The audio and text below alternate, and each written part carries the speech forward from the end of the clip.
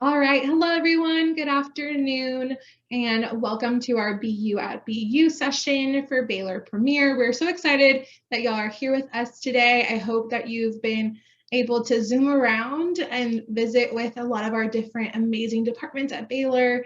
And thank you for choosing this as your final session. My name is Gabby LaRue, and I'm one of our assistant directors for undergraduate admissions, and I am joined by Emma Valle, who's one of our admissions coordinators.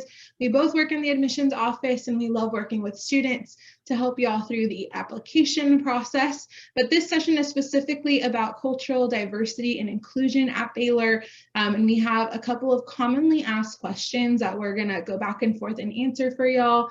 But just a couple of things to preface. We would love to answer any questions that you might have. This session is for you, so please feel free to use the Q&A feature and start typing in your questions there, and we can go ahead and answer those live throughout the process of this presentation or at the end, but we'll go ahead and get started. So one of our most commonly asked questions, as I'm sure y'all will not be surprised by, is how diverse is Baylor?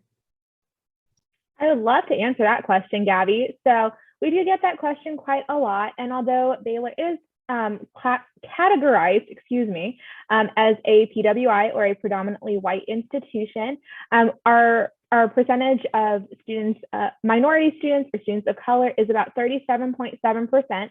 And we do have that breakdown. If y'all would like more information on that, I'd be happy to talk about it. So with that percentage, that is self-identified as students of color or minority students. We do have students from 49 states and over 80 different countries on campus. So here at Baylor, our students do represent a wide variety of different cultures and backgrounds and beliefs, and we definitely love seeing that on campus. And we definitely want all of our students to feel welcome and at home on campus. So we, again, would love to answer any questions that y'all do have about that. But Gabby, I have a question for you. What resources are available for students of color to get connected on campus?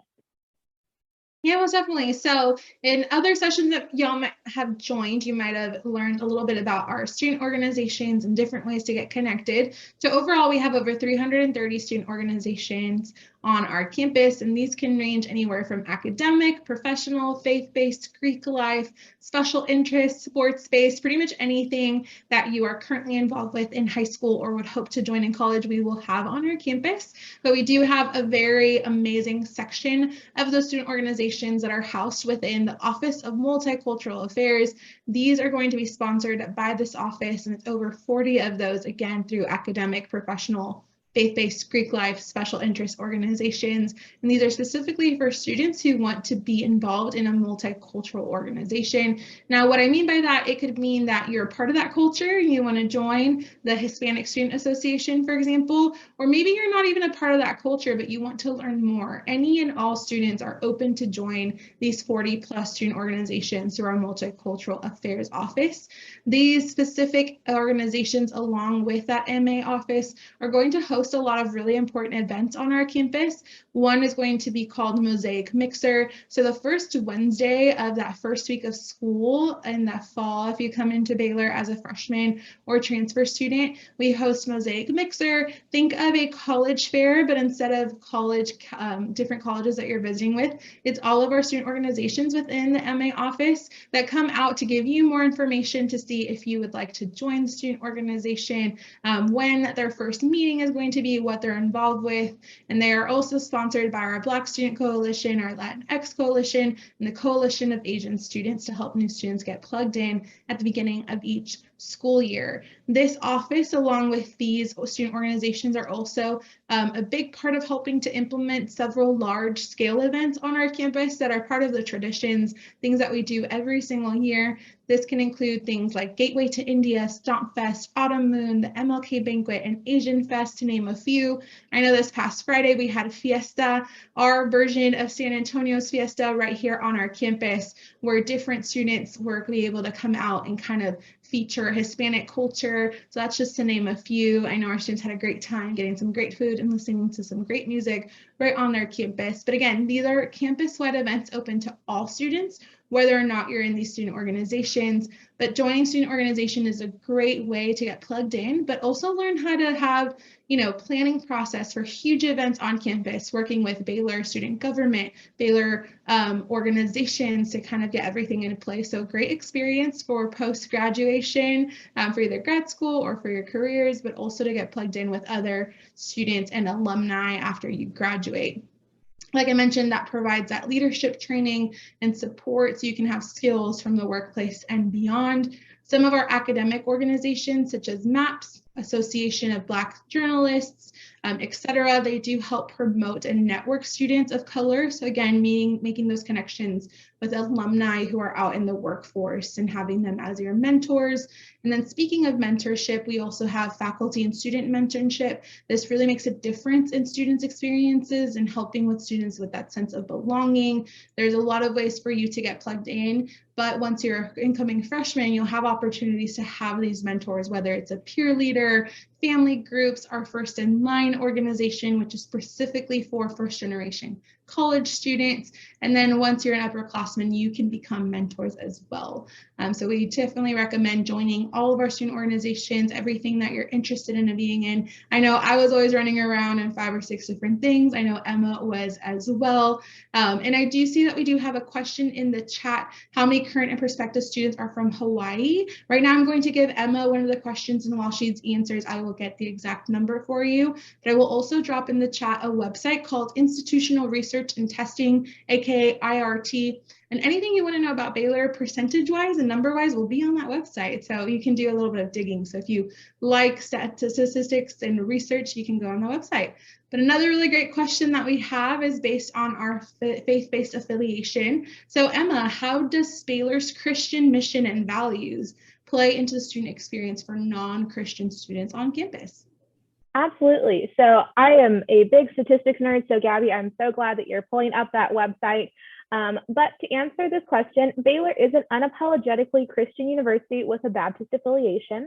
And while students are not required to sign a statement of faith, our Christian identity is deeply intertwined within the Baylor experience. And Baylor does work hard to promote a caring Christian community. However, that does not mean that it is exclusive to just Christians.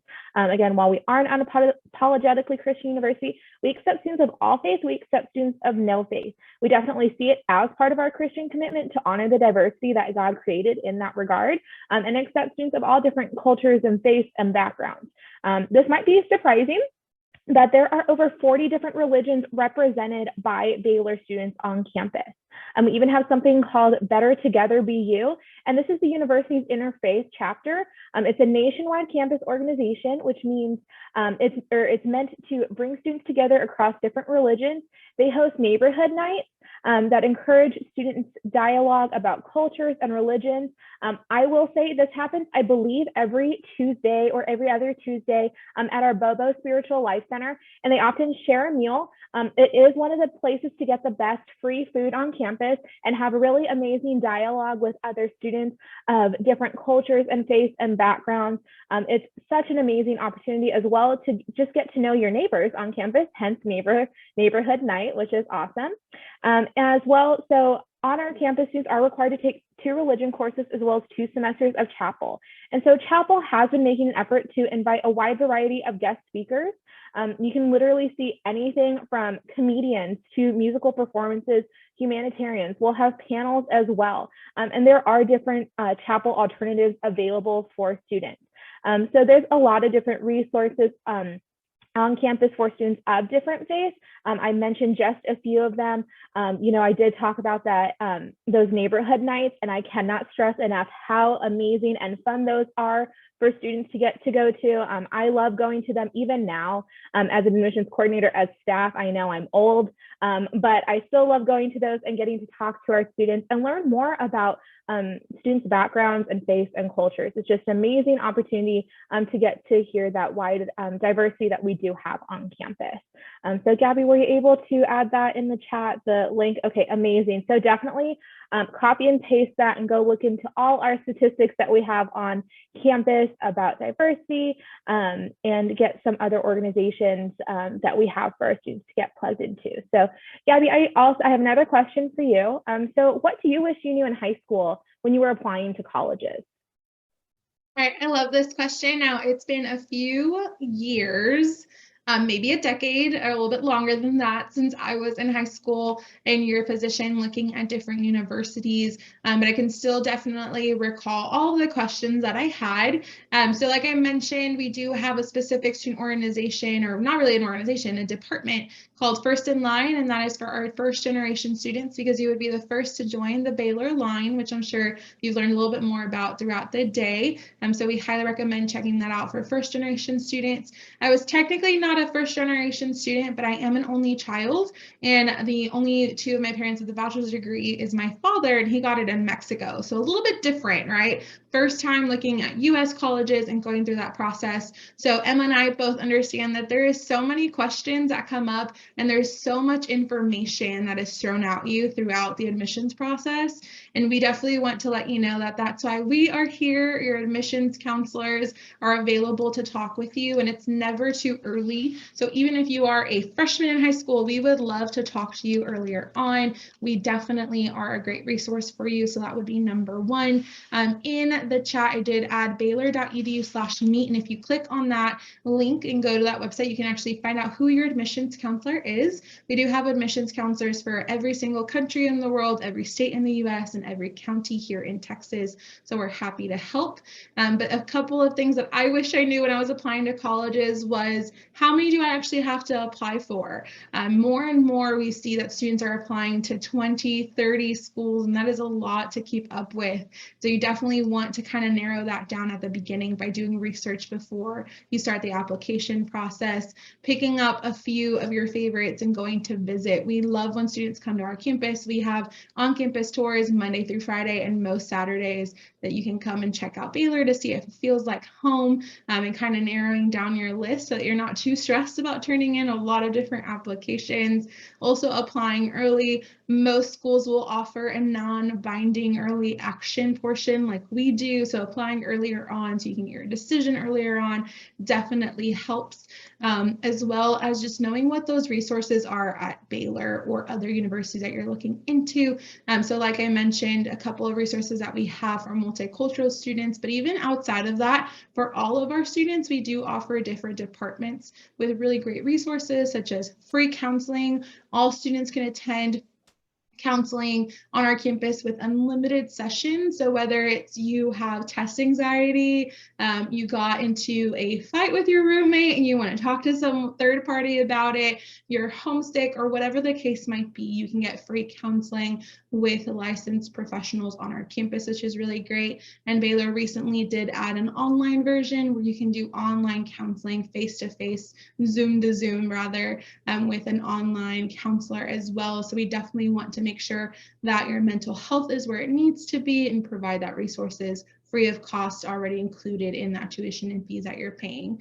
We also have our Student Success Center. Y'all, I cannot emphasize this enough, to visit our Student Success Center. This will be the home of our tutoring center, our writing center, and our career center. All of these departments are there available, again, already included in the cost, of free of charge to you in the moment to go and talk to a college and career counselor. You know, you might be like, I have a mid-semester crisis where I no longer like my major and I want to switch that. They can help you find out what those next steps would be for your career, maybe graduate school. Those tutoring centers, you can either do a one-on-one tutoring process, a group tutoring program, or even through specifically your major, and they can help you get that tutoring that you need for those really hard classes like chemistry 2 was for me. We also have the writing center, and it is proven that if you go to the writing center, I believe 3 or 4 sessions, they will increase your grade by 1 full letter grade just by going and being helped with your essays and research papers. So again, all of this is already included, but it doesn't help if you don't go. And so knowing about those resources on the front end are really, really great for you to be able to do that as soon as you start at Baylor. We also have some really great programs such as the McNair Scholarship Program. This is specifically for students who want to go into graduate programs in research for underrepresented and low-income students, and they do help students gain those PhDs. And so that is something that is your goal. Going to the McNair Scholarship Office earlier on can definitely help. And last but not least, we do have our Center for Global Engagement. This is great for our international students. So if you are going to be an international student at Baylor, we do have student ambassadors that will help you get plugged in at Baylor, help you get plugged in so you're not homesick, and also be able to be mentors to other international students later on. And this is also the home of our study abroad program. So if you're interested in studying abroad, this would be where you would go to be able to do so. Emma, is there anything else that you would add? Some advice, some nuggets of advice of what you wish you knew while you were applying to colleges? Absolutely. So when I talk to incoming freshmen, I always tell them, get involved and plugged into the resources that we do have on campus. So some of those that Gabby was just talking about. Go to our Success Center, our Career Center. If you're interested in going to graduate school, if you're like, is that even an option for me? You can reach out to our McNair Scholars Program. You can reach out to us as your admissions counselors, and we can kind of talk through what options there are for that. We know students come into college a lot of times thinking, they have one path in mind, and then they get here and think, oh my gosh, I don't want to be in this major. I don't want to study this. What can I do now? And there are resources on campus to help students kind of figure out what is best for them. I'm going to be the first to admit I came into Baylor as a bioinformatics major on the pre-med track, and a month in, I realized I did not love science. And so I went to our Career Center and was like, hey, I don't want to do this, but I don't know what I want to do. And so they helped me pick what major was best for me, ended up double majoring, and absolutely loved what I studied. And now I have the best job in the world, telling students about my favorite place in the world. And so getting plugged into the resources we have available on campus, they are there for our students to utilize. So doing a little bit of research and going in as early as your freshman year to all of these offices on campus is definitely going to be beneficial for y'all. All right, y'all. So we've had a few questions in the chat, but please feel free to put any questions that you're wondering about, whether it's about Baylor admissions. Again, we're both admissions counselors, so we'd be happy to help, or anything specifically about the BU at BU session. This is the last session that you have for Premier today, so we'd be happy to kind of wrap up and answer what we do know in detail, and if not, we can get that information for you. But while we wait for some more questions, again, I would just love to reiterate, we love talking to our students. So the earlier, the better, so that we can help you through the admissions process. So I myself have Florida, Alabama, and Mississippi, and then Emma will have the Valley in Texas, as well as Maryland, DC, Virginia, if I'm not mistaken. So if you're from West Virginia.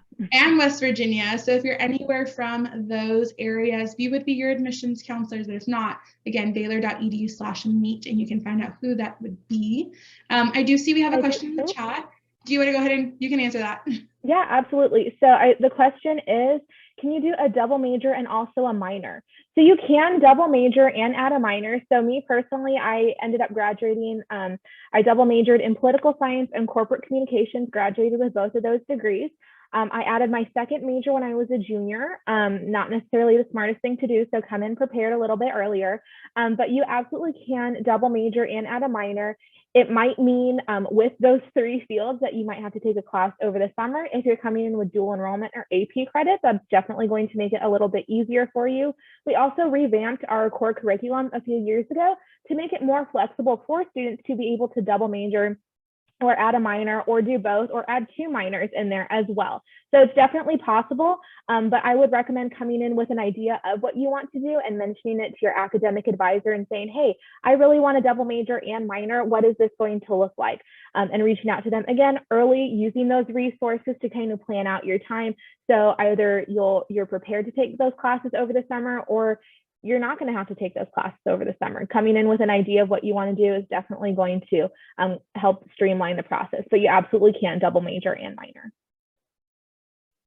All right, we do have a question about early decision versus early action. I'm going to explain that a little bit for those that maybe haven't looked into it specifically, but we do offer 2 different deadlines for our normal admissions process for incoming freshmen. So for fall 2023, if you're currently a junior in high school, you would be applying starting this August is when our application will open up for fall 2023. Our first deadline is November 1st and second deadline is February 1st. Both will offer an early decision option, early decision 1 or early decision 2. And then November 1st will offer early action along with early decision 1, and February 1st will offer regular decision along with early decision 2. Now, there is really no benefit between early decision or early action outside of finding out your decision a little bit earlier on. So for early decision 1, you would find out your decision by December 15th, and early action would find out no later than January 15th, so still really early on. We personally do not recommend applying early decision 1 unless you are 100% all in for Baylor. Keep in mind you are signing a contract as well as your parent and your high school counselor saying that if you are admitted to Baylor as an early decision student, you will be attending Baylor no matter what. So if there's a 1% chance that you're not sure about Baylor, whether it's finances, distance, homesickness, academic program, whatever the case may be, we do not recommend applying early decision 1 because the expectation is that you would be attending Baylor. So if there's even 1% of a hesitation, early action is great. Again, you would find out no later than January 15th, but none of our decisions would give you, especially in that November 1st, would give you a leg up in being admitted. You would still have the same percentage depending on that review by the admissions committee. Now, of course, we do recommend students to apply by November 1st, whether it's early decision or early action. Because about 75% of our incoming freshman class typically applies within that first deadline. I like to describe it as we have an empty bucket at the beginning of the year, and as we're admitting students, we're adding marbles to that bucket, and the more we add, the less space there is. And so our admissions committee gets a little bit more nitpicky towards the end of our review process. So just keep that in mind. But great question. Y'all, these have been some really great questions. Does anyone have any other questions for us?